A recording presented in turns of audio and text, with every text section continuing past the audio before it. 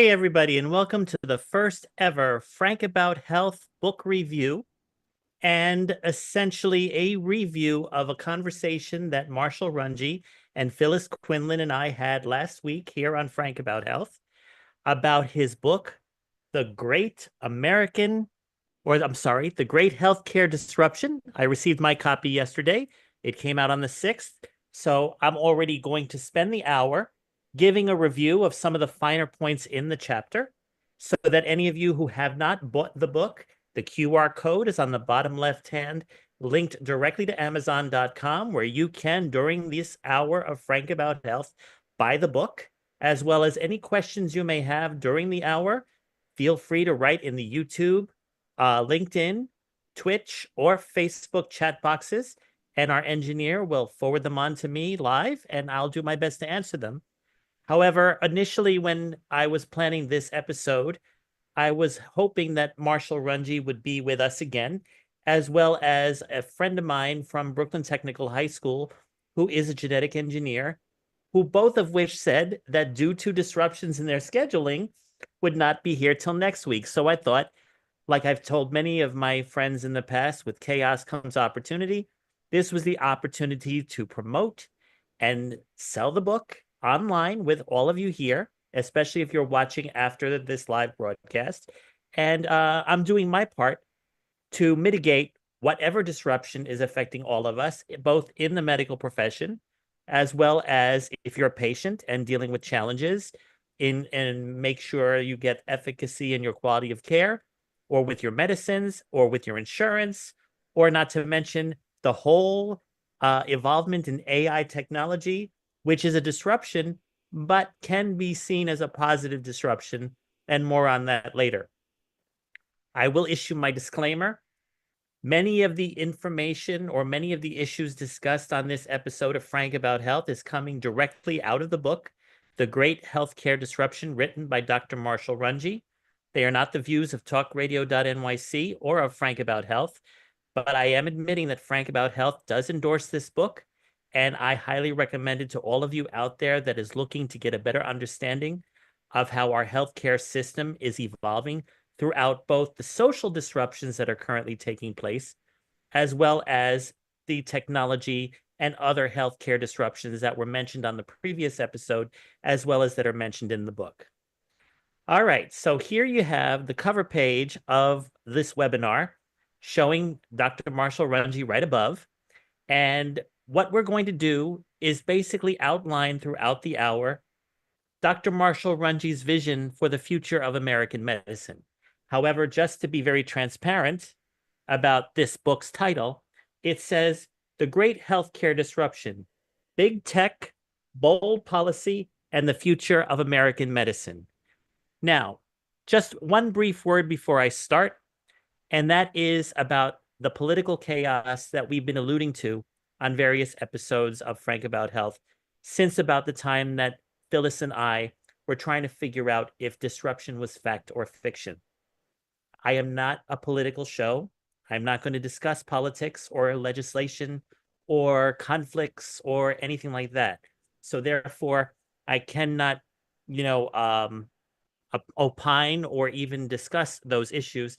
But I would like to read a review about how it can be seen that our social system of government is disrupting to healthcare as a matter of some reference points. Politics can contribute to healthcare disruptions through funding and cutting funding, as well as determining appropriate budgets by state, determining the appropriate regulations and policy changes, determining who has access to healthcare, and how is that determined based on various demographic data, political polarization and gridlock, which we're all hearing about daily, and of course, lobbying and political influence. But that has been going on for decades. What I find interesting as I go into this presentation is that you will feel the undercurrent of how this book is trying to help us manage through all of that instability. But yet the main things to focus on are the technological changes, the medicinal changes, as well as the changes going on with the retail sector, like pharmacies, vaccines, medical practitioners, the training, the education. That's the content that's predominantly in this book. All right, so I now begin with discussing pretty much what I've already discussed. I welcomed you all to Frank About Health. In last week's show, there's a picture of myself, Phyllis Quinlan, and Marschall Runge discussing his roadmap for healthcare transformation. Essentially, transformation is a very big word because we're just trying to make what we have better. We're not trying to eliminate, or we're not trying to actually cut back on what has been working, especially since the pandemic, which was a very chaotic time for all of us. This book actually serves as a guide for how to look at the changes that have occurred since 2020. And it's even clear as day in the chapter titles, which, if you don't mind, I will be doing this throughout the hour, actually referencing the book and reading snippets from it so that if you like what you hear, you'll actually press on the QR code and purchase the book. Chapter 1 is Reimagining Healthcare. Chapter 2, Retail Medicine. Chapter 3, New Alternatives to the Pharmacy.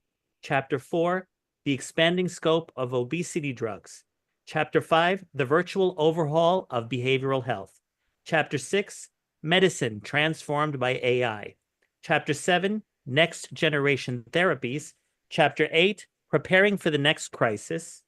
Chapter 9, New Perspectives on Aging. And Chapter 10, The Prescription for Change. And then there's a closing that Marschall Runge writes in the book, which I will actually read at the close of the hour.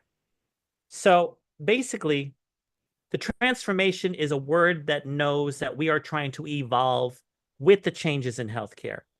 And when they refer to healthcare disruption, it matters more now than ever, predominantly because of both the social changes that are going on, as well as the technical innovations that are important for healthcare changes to occur.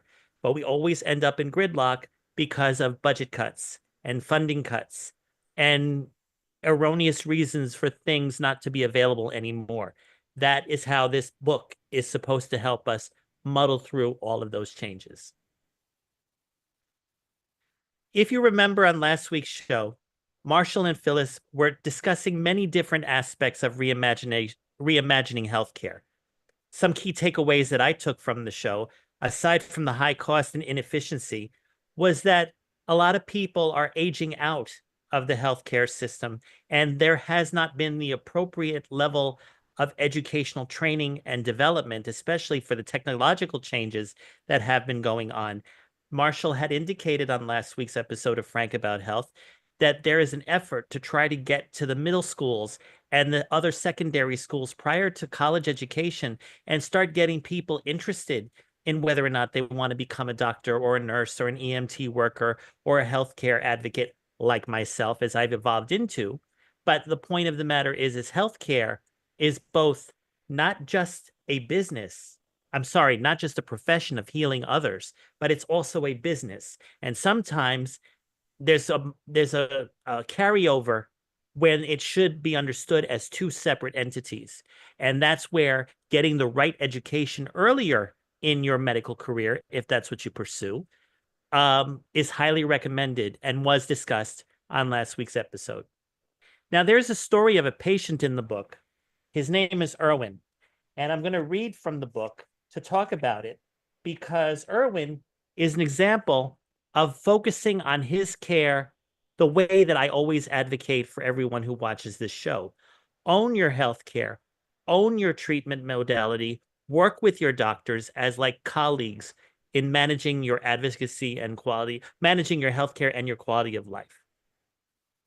So, in chapter 1, on page 10, Marschall indicates that there was a patient, a 66-year-old named Erwin, who learned when he came to Michigan Medicine. Michigan Medicine is the hospital system where Marschall is currently the CEO. Erwin was a dedicated swimmer. He was rushed to the ER one day after he suspected he was having a heart attack. It turned out to be an irregular heartbeat called an atrial flutter. An ablation at his community hospital restored the rhythm of his heart and provided relief, but only a few years. Then Irwin began to struggle to breathe, and once again, he was back in the ER. This time, the doctors found that Irwin had congestive heart failure and more complicated cardiac rhythm, atrial fibrillation. Their recommendation, a pacemaker. Irwin was determined to avoid the surgery and recovery needed to implant a pacemaker. Instead, he took significant steps to improve his heart health. He launched a new exercise program and embraced a plant-based diet that avoided salt and fat, losing 65 pounds in the process. His heart rate remained low and was decreasing to 30 beats a minute. A pacemaker was still recommended. Irwin's search for an alternative that would allow him to remain active and avoid extensive surgery eventually brought him to Dr. Ryan Cunane at the University of Michigan. He is one of the first surgeons in the world trained to implant the world's tiniest pacemaker. The Micra AV has all the functionality of a traditional pacemaker, but the redesign delivers distinct benefits, implanted transcutaneously using a catheter. It has no connection through the skin, nor any pacing wires, which connect traditional pacemakers to the heart. Eliminating both of these features reduces the risk of infection, patients recover more quickly, and with a lifelong diminished risk of infection, it became connected directly to the heart. It requires less energy to generate an electrical impulse, giving the device's battery an 11-year life and extending the time before follow-up surgery is needed. That is an example of both the patient resisting any possible negative outcome in a surgical situation, but also allowing, through his own life changes and health orientation with his nutrition, to be ready for the newer technology that evolved by the time he had lost over 65 pounds, and that proved to be more safe while still getting the pacemaker initially recommended. So it's a constant push-pull between the time of your first diagnosis or prognosis or recommendation from your physician, as well as your own will to do as much of an alternative treatment of your care and quality of life prior to all of a sudden finding yourself in a worst case scenario. Okay, I think we are ready for our first break. So please stay tuned right here on Frank About Health. Again, use the QR code if you're interested in this book, and we'll be back in a few. Are you a conscious co-creator? Are you on a quest to raise your vibration and your consciousness? I'm Sam Leibowitz, your conscious consultant, and on my show, The Conscious Consultant Hour, Awakening Humanity, we will touch upon all these topics and more. Listen live at our new time on Thursdays at 12 noon Eastern Time. That's The Conscious Consultant Hour, Awakening Humanity, Thursdays, 12 noon on TalkRadio.nyc. Are you a high-achieving, growth-oriented leader? Are you interested in developing your authentic leadership while creating a healthy, inclusive workplace? Hi, I'm Dr. Mira Brancu, host of The Hard Skills on TalkRadio.nyc at 5 p.m. Eastern on Tuesdays, where we discuss how leaders develop the hard skills needed to make a greater impact. We interview experts, have live coaching, and tackle these challenges. Listen to The Hard Skills on Tuesday at 5 p.m. Eastern on TalkRadio.nyc. You're listening to Talk Radio NYC. Uplift, educate, empower.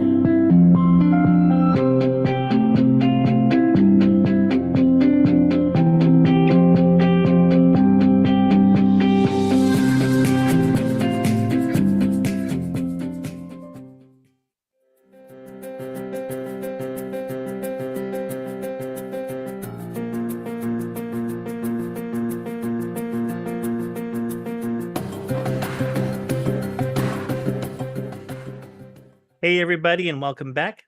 Remember, as I said, this is the first ever Frank About Health book promotion of Marschall Runge's The Great Healthcare Disruption, a very powerful book, both for our social changes we're going through and our technological changes, as well as just overall desires to be engaged with your own quality of life management or your healthcare.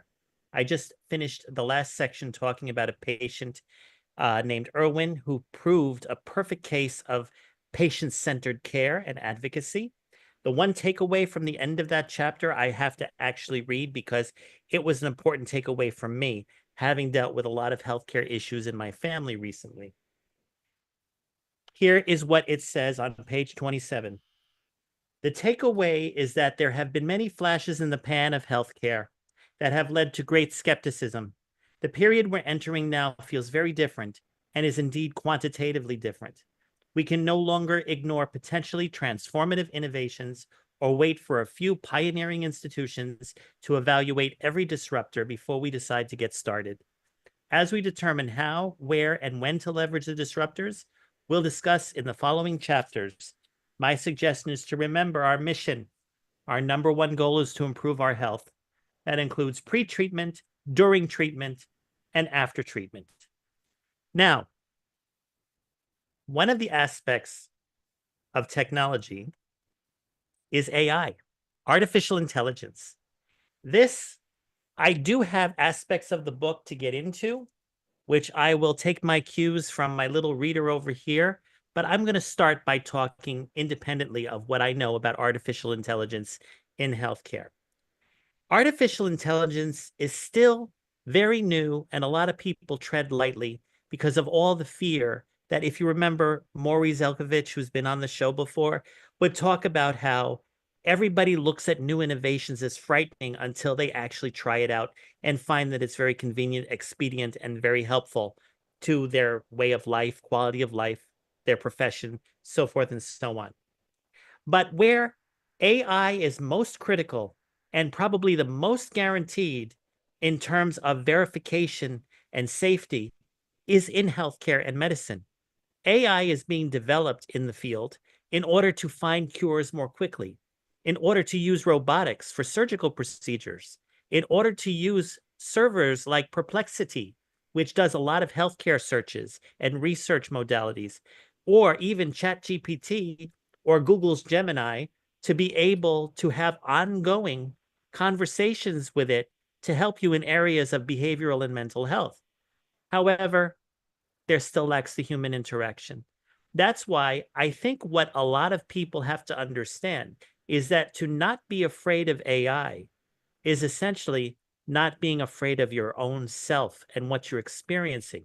Now, we all read information in the media, we read emails, we read texts, but when you're reading ChatGPT give you their own assumptions of what you may be suffering from, we as human biases, human people that have biases will be triggered, will have fear, will have dread, sadness, and probably will think quick fix solutions when they're not even consulted with a physician or a nurse or someone who has the expertise.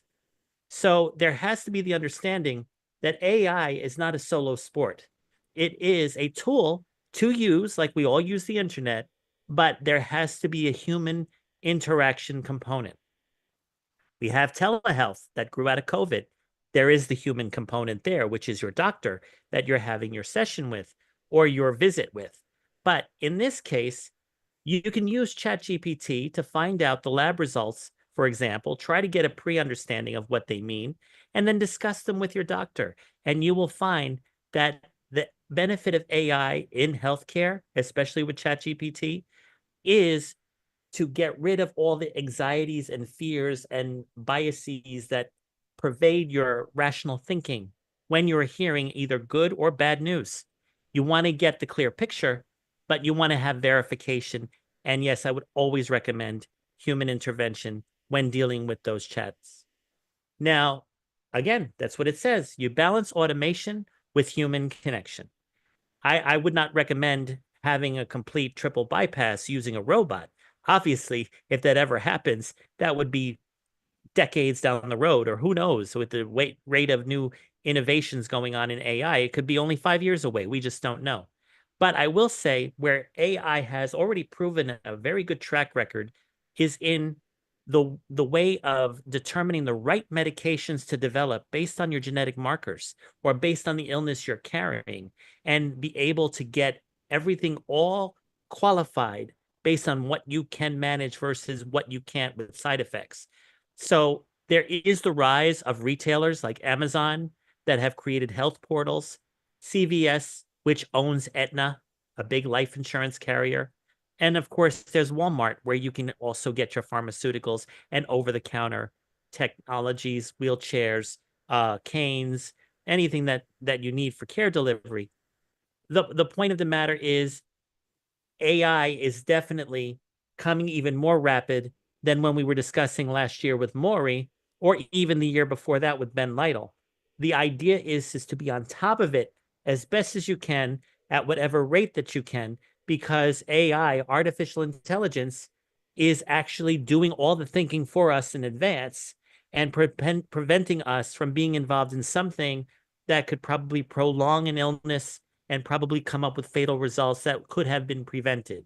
So AI needs to be embraced, not feared, and at the same time, not just discarded. Now, next-gen therapies that are discussed heavily in the book is something that I'm going to go into the book to describe in detail, because if Marshall was here, he can have a full conversation on these therapies, because they are relevant for how each of us can choose to work with these therapies versus the traditional ones that have all these side effects that we can't really manage anymore for various reasons, including cost. Now, Chapter 4 on page 65 talks about the expanding scope of obesity drugs. Now, last week on Frank About Health, there was discussion that they were originally, for diabetic patients, Ozempic, Mounjaro, Wegovy, I think the Zepbound. There's all these others that have been in the marketplace. And now they're saying that there are a lot of positive side effects, like reducing the risk of Alzheimer's, reducing kidney infections, reducing the chances of cancer, or even other kinds, but they don't work for everyone. So I would highly recommend that if you get involved in next-gen therapies like obesity drugs, obviously one of the reasons to take it is to reduce whatever obesity issues you might have, but make sure it's the right combination of what can also improve on other potential comorbidities. The chapter says obesity is one of, if not the leading cause of, a host of illnesses in the U.S. In the opinion of many, obesity is the greatest epidemic we will face in our lifetimes, and one for which the present approaches are inadequate. Powerful new medicines offer the hope of disrupting trend lines that forecast a deepening obesity crisis. The federal government must play a more active role in making these drugs more accessible and affordable. As with everything in healthcare, the details of implementation are far more complex than the concept, but in a country that was the first to land on the moon, this can be done. And that's what Marschall Runge believes. Now, also on page 129, to talk about the genetic medicine developments that are going on. Bear with me. Actually, okay, sorry about that. I thought we were headed for another break. The revolution in genetic medicine, the science behind gene therapy, has evolved dramatically since the 1960s, when scientists first speculated about the possibility of introducing DNA sequences into patients' cells to cure genetic disorders. A dramatic step occurred in 1989 through a 4-year-old patient named Ashanti De Silva. Ashanti was diagnosed with severe combined immunodeficiency, or SCID. Her T cells were dying, opening her up to constant attacks by viruses and bacteria. Ashanti's parents confined her to her home to protect her, but her immune system continued to fail.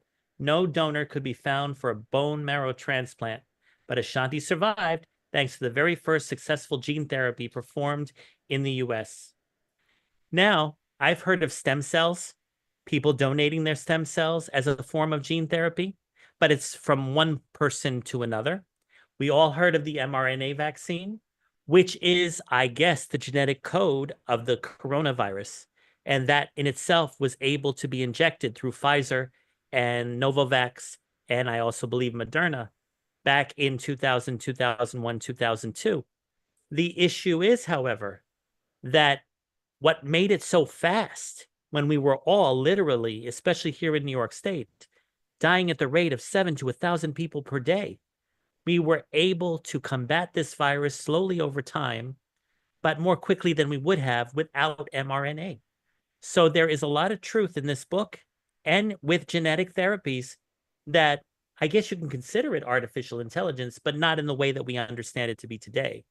You know, it's an issue of understanding that you don't need to be injected with a dead virus to be immune. You just need to be injected with the right genetic code, or even take in pill form, the right genetic material that will prevent you from be infecting others or being infected by. It's a very challenging opportunity that we're all involved in because, again, we run into the high cost of such therapies. And so a lot of due diligence has to be undertaken, especially as these type of therapies can run into hundreds of thousands of dollars, depending on the illness that you're dealing with. But I guess it becomes a pro and con analysis as to if you're looking at the longevity of a patient versus the quality of life of that patient, as well as the costs. It's always going to be a constant negotiation based on the circumstances that we all go through. I think we're ready for our second break. So please stay tuned as we continue to talk more about the great healthcare disruption. And there is the QR code right there. If you're interested in more details about this book, and there's more to come as we continue on with Frank About Health, I assure you it'll be a very pleasant read when you have the chance to purchase the book and review what aspects of the healthcare disruption are affecting you. We'll be back in a few. Stay tuned. Hey everybody, it's Tommy D, the nonprofit sector connector, coming at you from my attic. Each week here on TalkRadio.nyc, I host the program Philanthropy in Focus. Nonprofits impact us each and every day, and it's my focus to help them amplify their message and tell their story. Listen each week at 10 a.m. Eastern Standard Time until 11 a.m. Eastern Standard Time, right here on TalkRadio.nyc. Hi, I'm Linda Marcanico. The A Train to Sedona is a memoir about my journey to love and compassion. It's also the name of my new broadcast on Wednesdays at 12 noon. When we are spiritual, we embrace possibilities and ideas, which strengthen our mind, body, spirit, health, and wisdom. On the A Train to Sedona broadcast, I plan to interview guests who embrace these expansive practices. Join us on Wednesdays at 12 noon on Talk Radio New York City. You're listening to Talk Radio NYC at www.talkradio.nyc. Now broadcasting 24 hours a day.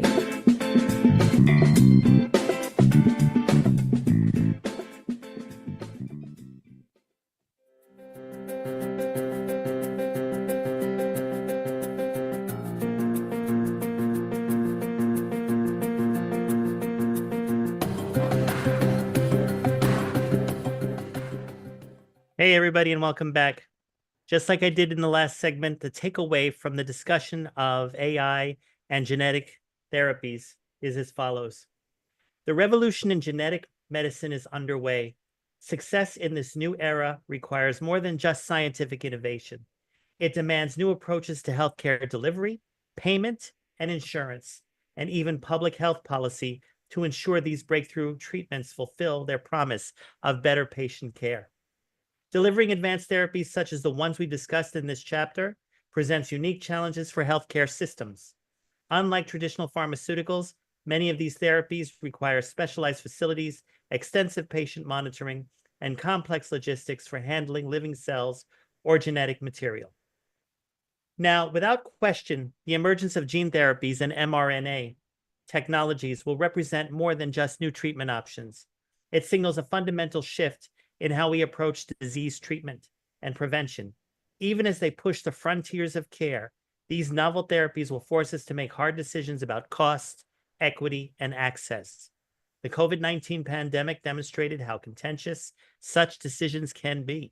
Going forward, we must work harder to meet our responsibility to provide access to trustworthy information and be a voice of calm and certainty amid divisive and politically charged discussions on vaccines, therapies, and other medically necessary healthcare. We cannot be ruled by emotion, but we must always be compassionate. We must be hard-headed in assessing the true value of treatments, and we must be transparent in explaining the decision-making process to patients and the larger public. I'm only repeating the words that Marschall himself would have said if he were here with us today. But again, he will be with us next week. Now, my call to action for all of you is, again, use the QR code on the bottom left if you're interested in what we've read or discussed already. And share some insights. Share some insights by emailing me at frankrharrison1@gmail.com. Or if you're watching this after it has aired live, comment on the YouTube chat box, the LinkedIn chat box, and I will get back to you and definitely share some of my insights as well. Remember to also promote responsible AI in medicine. AI is not just ChatGPT and Gemini. It is understanding artificial intelligence with medical records, artificial intelligence in telehealth, artificial intelligence in doing this podcast. This whole slideshow was created with artificial intelligence. That's my own contribution to how I can make Frank About Health more AI friendly. Simultaneously, I am devoting the month of May to this very important book because we will continue to see disruptions in healthcare, both from a policy standpoint as well as a medical standpoint. And everyone, as I believe Marschall and Phyllis discussed last week, has to be on top of their own care as well as their loved ones, especially if they don't have the access or the ability to process the information as quickly as one does. Now, again, there is the effort to try to start tapping into the younger audience, at the earlier ages of middle school and high school to get people up to speed because AI is evolving faster and faster at an exponential rate. What we're talking about today could change in a matter of 60 days. So I'm just pointing out, promote responsible AI in medicine for the very fact that we really are watching a speeding bullet train when it comes to our healthcare, and we have to be able to work with it and not against it. Now, in terms of preparing for the next crisis, everyone knows that we are dealing with, in Texas in particular, the measles outbreak. I'm not going to spread my views as to why it was an unnecessary outbreak, but misinformation is definitely par for the course in that one. However, the reason why we need to prepare for it is because COVID may have been the last pandemic, but it's certainly not the last. Anything in general could affect us, and we just don't know it, especially if you remember on the show that Phyllis and I did about fact or fiction, a lot of medical information has been pulled from websites, and there are specific local sites in your state that are keeping you up to date on what's going on, but you have to be vigilant at finding out whatever you're hearing about and determine if it's actually something you need to be concerned about for yourself and the care of your loved ones. Another thing that preparing for the next crisis in this book, chapter 8, it talks about a principle. Healthcare is often siloed in the US, as the healthcare system as a whole increasingly faces broad threats, including unexplained or unexpected pandemics, cyber attacks, and climate change. Providers must find new ways to work together to counter these shared vulnerabilities.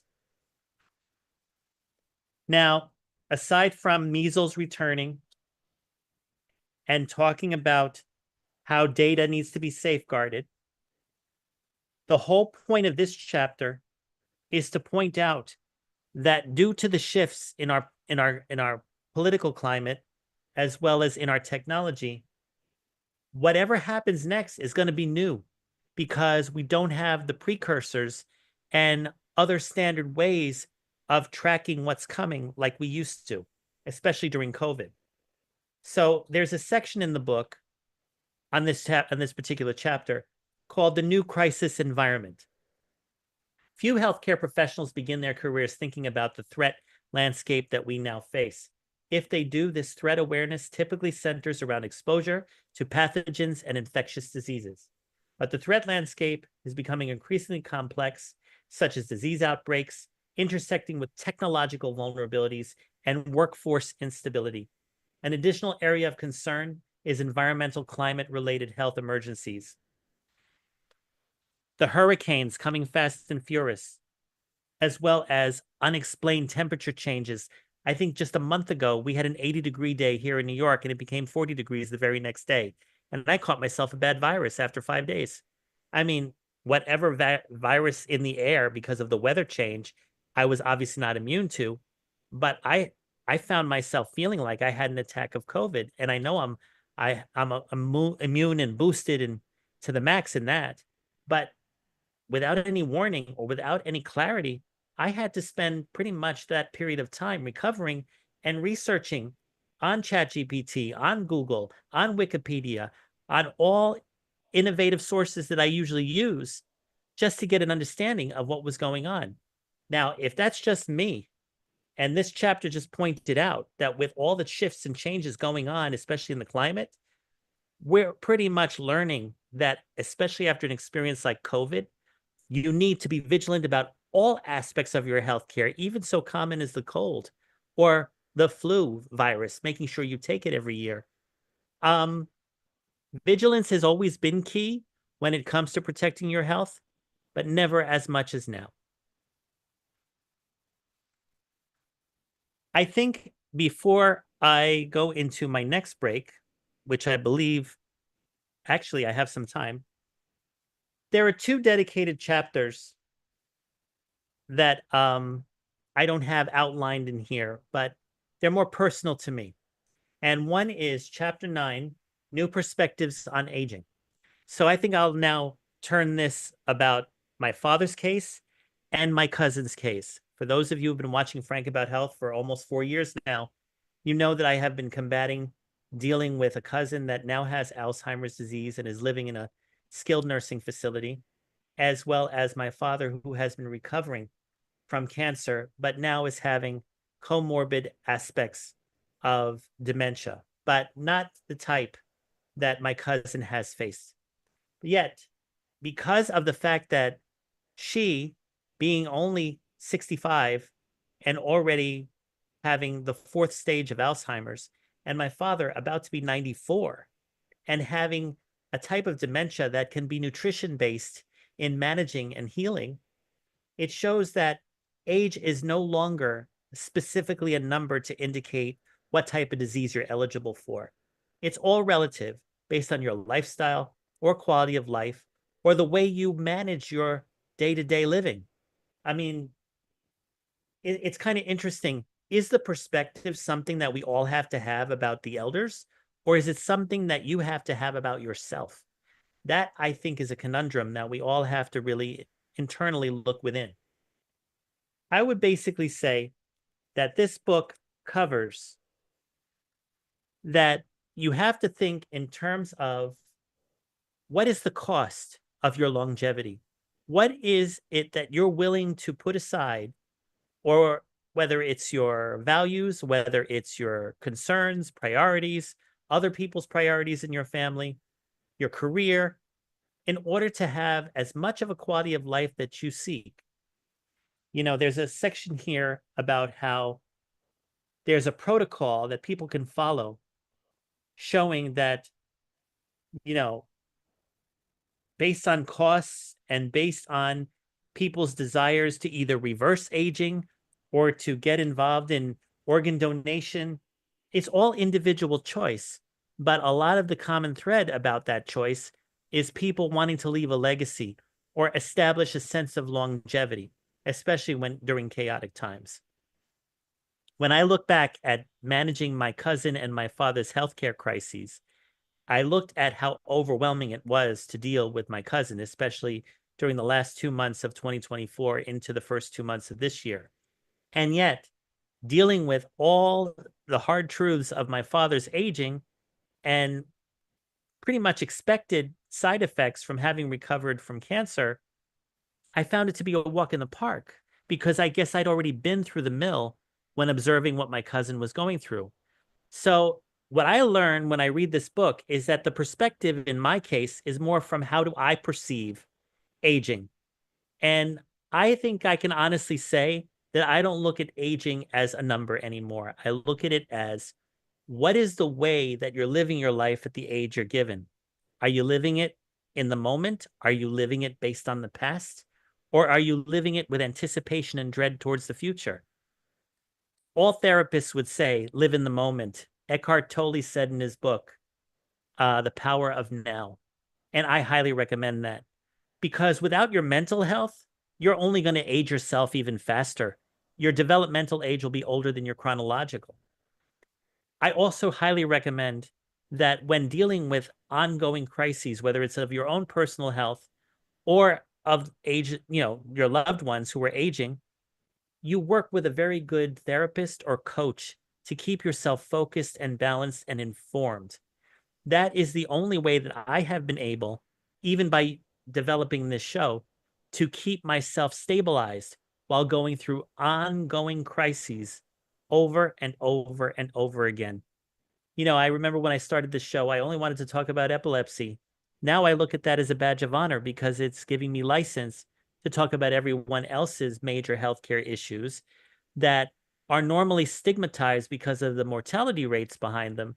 But thanks to all the shifts that Marschall discusses in this book, they're now issues that you can learn to live with and accept and embrace and look at as a way to incite others and help others in preventative care, as well as provide the right resources, whether it's medicines or research tools or the right doctors, the right referrals, and even obtain the right education, whether it's medical oriented or technological oriented.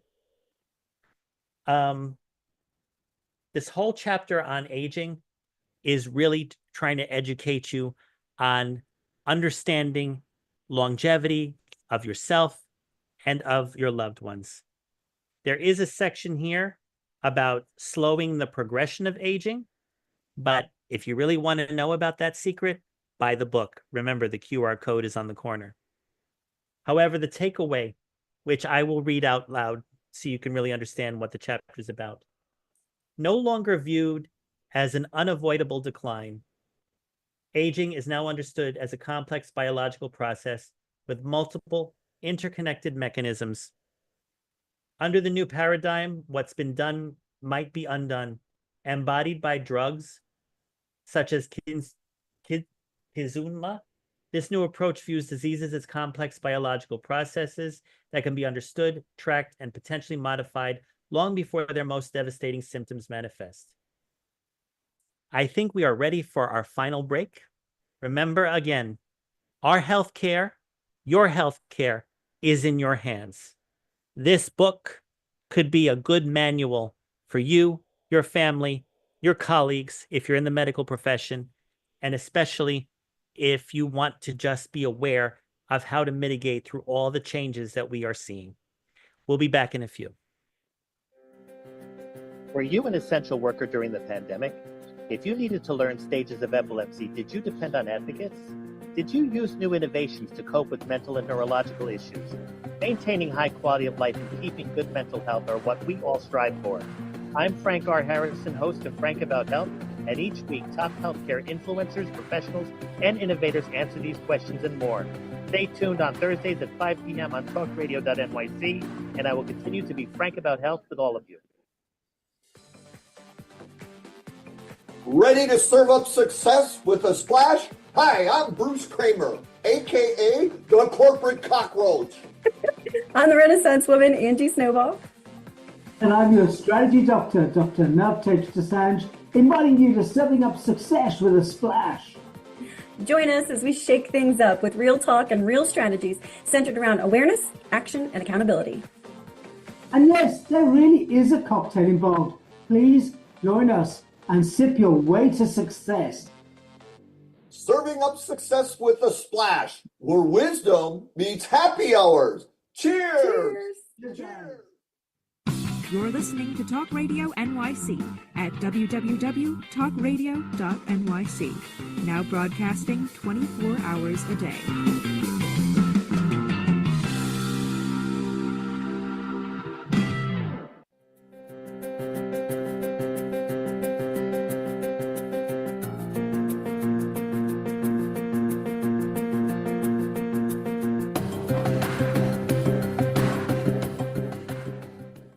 Hey, everybody, and welcome back. So before we close today's show, I'm going to read on the section titled Prescription for Change. I think it's a total of six different prescriptions that Marschall talks about in the book. Number one, improve public health through a much greater focus on preventative care and self-care. As part of this effort, we must require every American to have a primary care provider who coordinates their health, not just their health care. Prescription number two, use AI and other emerging technologies to provide patients with greater access to and control over the care they need. In addition to patient convenience, this will also free up physicians and nurses to focus on care and address the growing problems of worker shortage and burnout.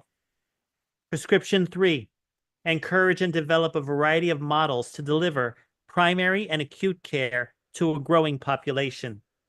Prescription four, to improve the health of all Americans, the federal government should use its regulatory and taxing authority to promote healthy lifestyles. Prescription five, we must understand that we can't have it all. And prescription six, the medical community and healthcare providers must recognize and address the erosion of trust in our expertise. Overall, I'm going to give you some parting thoughts directly from Dr. Marschall Runge. Much has changed in how we diagnose and treat patients. With technological advances that we could have never imagined, yet observations of healthcare carry a profound and enduring truth. We must not only understand the suffering of those around us, but also how we can improve their health. I've been working as a physician and in healthcare leadership for decades, and yet the process of writing this book has significantly increased my awareness of precisely how innovative and transformative medicine is today. The explosion of AI's role, the acceleration of home healthcare potential, the advent of retail medicine, new gene therapies. As we've researched and assessed these pivotal developments, I'm keenly aware that there are many more in progress, too many to explore in detail. 10 years from now, the healthcare landscape will undoubtedly look very different. It's tempting to wonder which of the disruptors we've assessed in this book will prove to be the ones that history remembers and celebrates. Will it be the smallpox vaccine, the electrocardiograph, the kidney transplant, the heart pacemaker, the MRI, DNA sequencing that future physicians point to as the key inflection point of 21st century medicine? The potential of tomorrow's genetic therapies like CRISPR, which, if you remember, I've had James Swanson on the show, and he's talked about that for neurological health and epilepsy. Gene silencing, epigenetic treatments is immense. These tools may usher in a new era of precision medicine, targeting the root causes of disease rather than just managing symptoms. However, none of these breakthroughs will translate into widespread health improvements without a robust, responsive, and cost-effective healthcare system. Building such a system requires a commitment to innovation, collaboration, and equity. It also demands a recognition of the interconnected nature of health, from individuals to communities, from genetics to public health, and from today's challenges to tomorrow's solutions. I highly recommend buying this book as fast as possible. This is going to be your way of managing the disruptions that are going on and the soon more exponential disruptions to occur, especially during the summer. So stay tuned next week to Frank About Health with Dr. Marschall Runge. I am hoping to potentially bring James Swanson to elaborate more on genetic therapies, as well as David Yang, who I had mentioned would be here with me today. Now, I have read this book twice already, but I am going to read it again because I am sure that there's more information that I have yet to discuss with Marschall himself when he's here next week.